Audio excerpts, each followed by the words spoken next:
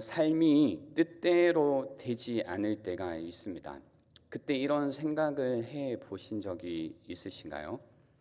비록 열심히 살아도 알아주는 사람이 없고, 비록 사랑을 베풀어도 돌아오는 건 없고, 비록 애써 버텼지만 좋아지는 건 없고, 비록 최선을 다해 노력했지만 열매는 없고, 비록 기도했지만 바뀌는 건 없고, 열심히 우리는 삽니다. 가정을 책임지고 자녀를 키우고 직장에서 묵묵히 최선을 다하며 때로는 말없이 참고 때로는 밤을 지새우며 기도합니다.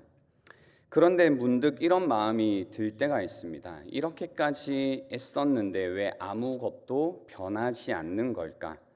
자녀의 진로는 여전히 불안하고 가정 안의 불안은 쉽게 풀릴 기미가 보이지 않고 몸은 예전 같지 않고 기도는 하지만 하나님의 응답은 들리지 않습니다.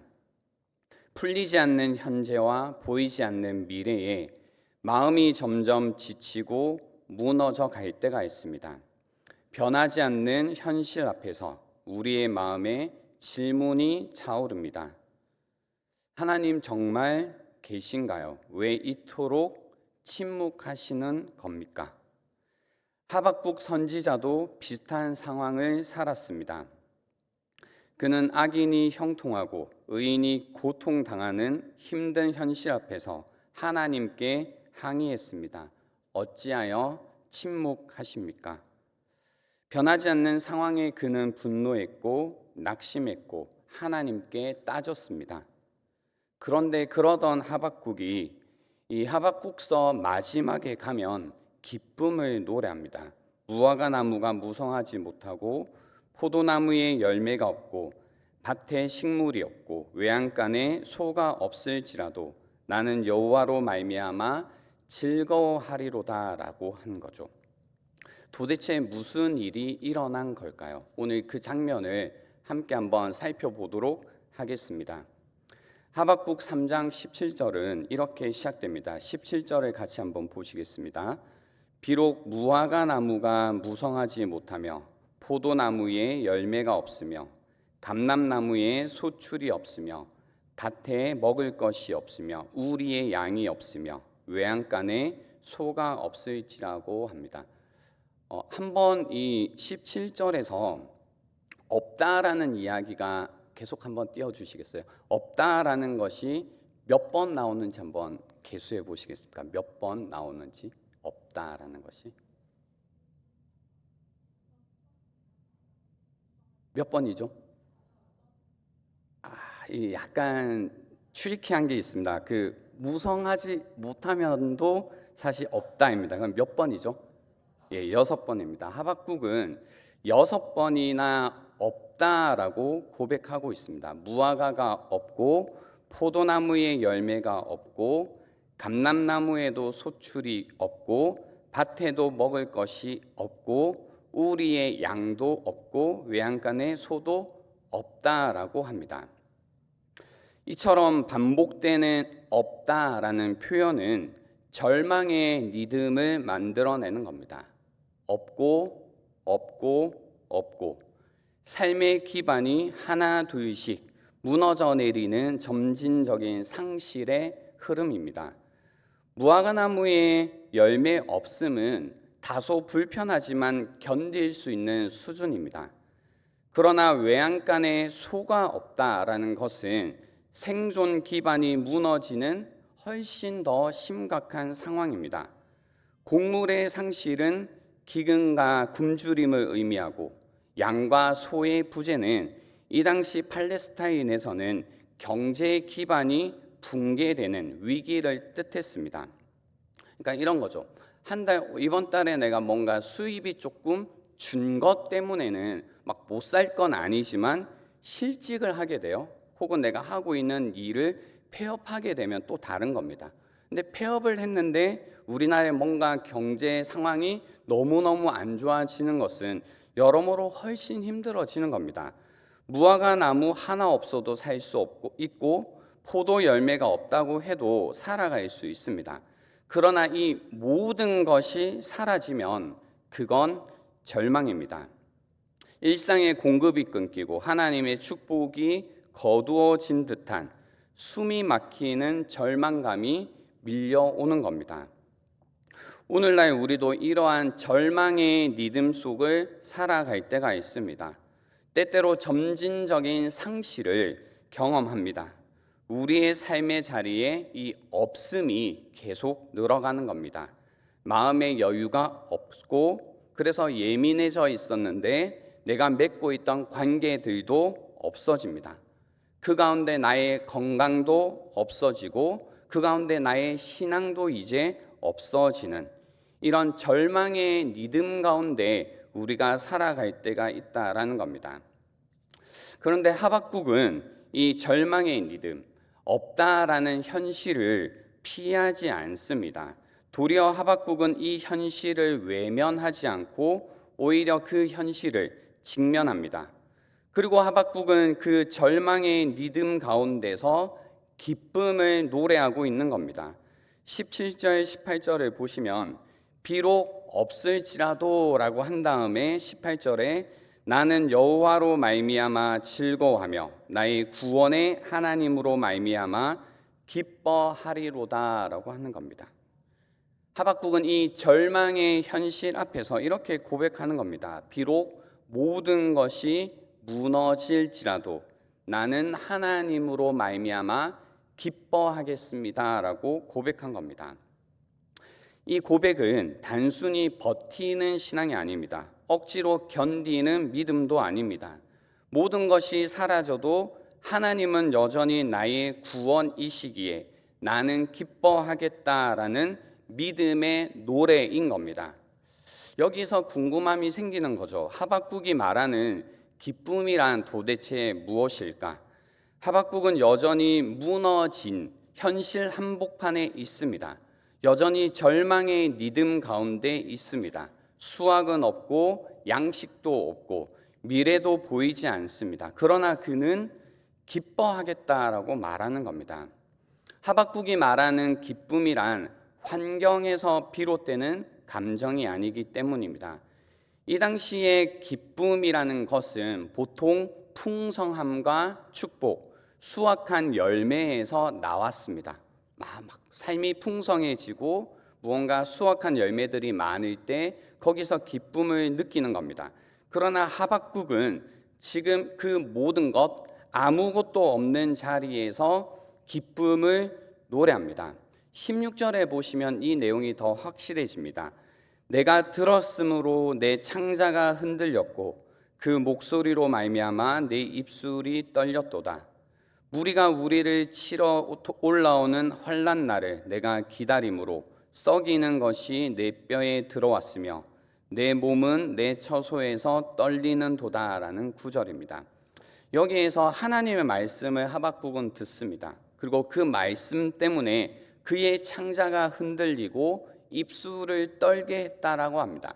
그것은 여전히 눈앞에 고난이 있고 하나님의 심판이 기다리고 있기 때문입니다.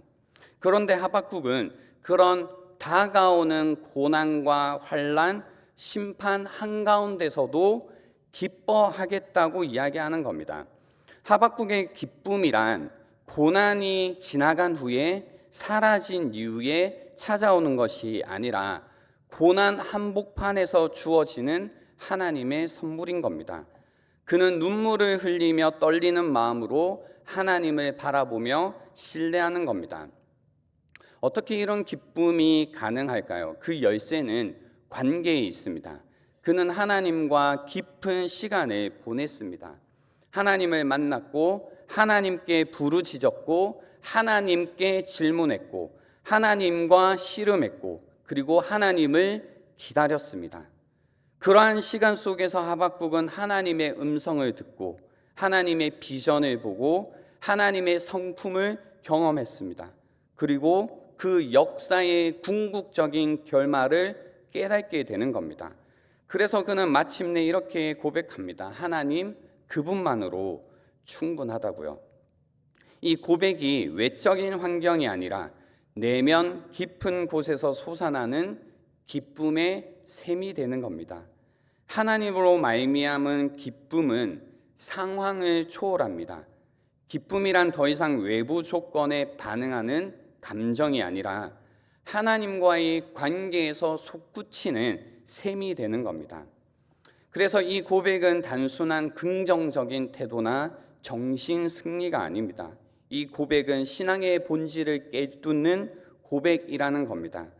고난 중에 기뻐한다는 것은 현실을 외면하거나 부정하는 게 아닙니다. 오히려 우리의 고통의 현실을 직면하면서도 그 문제보다 크신 하나님을 바라보는 겁니다. 무너진 땅 위에서 하나님을 바라보겠다라는 의지이며 믿음의 선택이라는 겁니다.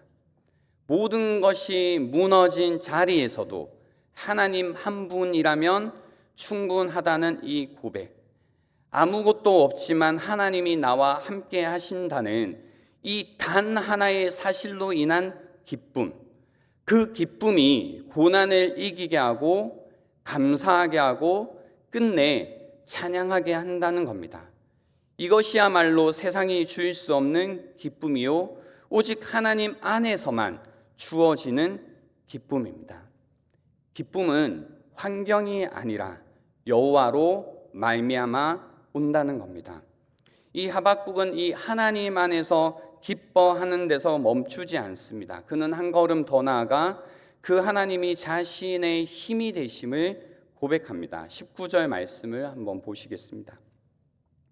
주 여호와는 나의 힘이시라. 나의 발을 사슴과 같게 하사 나를 나의 높은 곳으로 다니게 하시리로다 라고 고백합니다.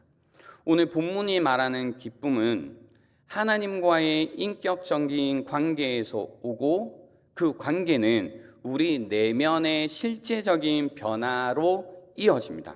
그래서 그는 그 변화된 마음 가운데 담대히 고백합니다. 주 여호와는 나의 힘이시라. 하박국이 살던 시대 유다는 바벨론의 칼날 아래 위기에 놓여 있었습니다. 나라의 미래는 위태로웠고 백성들의 마음은 지쳐 있고 희망은 닫혔고 아무도 앞으로 더 이상 나아갈 수 없을 만큼 넘어져 있었습니다. 주 여호와는 나의 힘이시라. 하박국은 주 여호와를 자신을 일으켜 세우는 실제적인 힘의 원천으로 고백하는 겁니다. 여기에서 힘이란 군사적인 능력이기도 하고 생존의 에너지이기도 하고 또 하나님의 개입이기도 합니다. 하박국은 힘을, 자신을 일으키는 힘과 능력과 에너지를 자신의 내면에서 찾지 않습니다. 그는 하나님을 자신의 힘으로, 자신의 능력으로, 자신의 에너지로 삼는다라는 겁니다. 주 여호와께서 나의 힘이 되실 때에 그의 고백이 이건 겁니다. 나의 높은 곳으로 다니게 하시리로다. 하박국은 기도와 기다림의 시간을 지나 하나님께서 자기 발을 사슴과 같이 빠르게, 유연하게, 강하게 하셔서 험한 현실 위에 걷게 하실 것을 믿음으로 바라봅니다. 하나님은 그의 현실을 즉시 바꾸시지는 않으시지만 그가 그 현실을 건너갈 수 있도록, 그 고난 일을 걸어갈 수 있도록 그를 새롭게 하신다라는 겁니다. 때때로 하나님은 우리가 겪고 있는 고난을 한 번에 사라지게 하시지 않을 때가 있습니다. 오히려 그 고난을 넘어 그 고난 일을 걷게 하시는 능력을 주시는 분이다라는 겁니다. 오늘 우리도 하박국처럼 무너져 있을 때가 있습니다. 누군가는 오랫동안 품었던 꿈이 무너졌고, 누군가는 쌓아왔던 관계가 깨어졌고, 누군가는 신앙조차 흔들리는 벼랑 끝에 서 있을 수 있습니다. 지금 우리 마음속에 이런 말이 있을 수 있죠. 이제 끝났다. 더 이상 걷지 못하겠다. 더 이상 나에게 주어진 인생의 길을 걸어갈 힘이 없다라고 고백하는 분들이 있을 겁니다. 그런 분들이 계시다면 하박국이 했던 이 고백을 기억하십시오. 주 여호와는 나의 힘이시라. 이 고백이 절망 위에서 우리를 다시 일어서게 하는 신앙의 고백이 됩니다. 하나님이 나를 다시 일으켜 세우실 것이라는 믿음의 도약이 됩니다. 주 여호와는 나의 힘이시라, 그 고백을 붙들면 우리는 다시 걸을 수 있습니다. 넘어진 자리에서 울며 주저앉은 그 자리에서 하나님이 다시 우리 발에 힘을 주시고 방향을 보여주시고 걸을 수 없었던 골짜기를 지나 높은 곳으로 우리를 이끄실 겁니다. 하나님이 우리의 힘이시고 우리의 구원이시기 때문입니다.